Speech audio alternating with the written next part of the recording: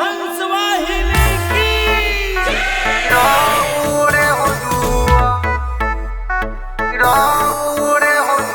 Mix by Challu Raja, music by Mukesh Singh.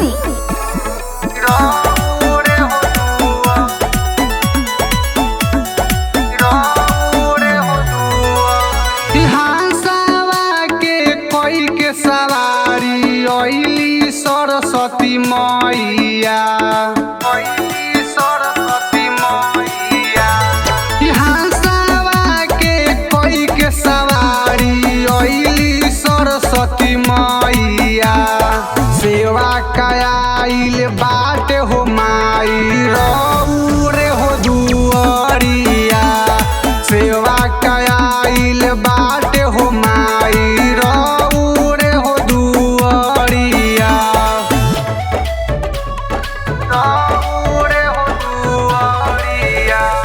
Recording studio Mukesh.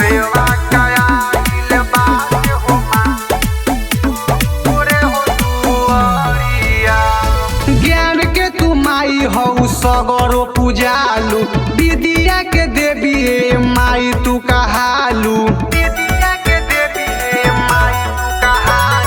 ज्ञान के तू माई हऊ सगरो पूजालू, विद्या के देवी माई तू कहालू।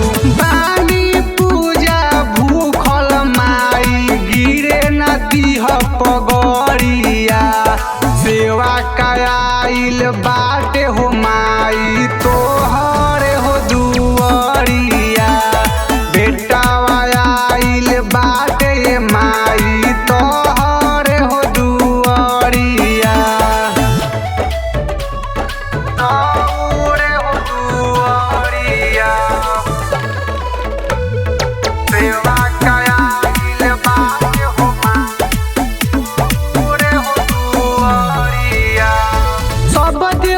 के तू ही दुलरी कहालू, ब्रह्मा जी के बेटी तू ही सुनरी कहालू।